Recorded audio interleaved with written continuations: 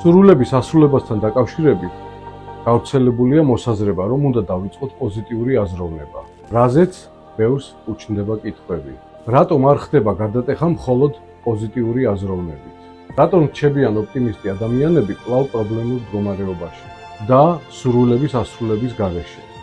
ამ შემთხვევაში მათზე მოქმედებს ენერგეტიკული დამცავი ფილტრი, თუ არასწორად იწყება სურვილების და მიზნების შესრულების საწყისი პროცესი. და უმეტეს შემთხვევაში რატომ არ მუშაობს სიტყვა შენ შეძლებ? ან იფიქრე პოზიტიურად და ყველაფერი გამოგივა. საჭიროა გავაცნობიეროთ, რომ მხოლოდ პოზიტიური განწყობა შეიძლება იყოს დროებითი წახალისება, მაგრამ არა ტრანსფორმაციის მექანიზმი.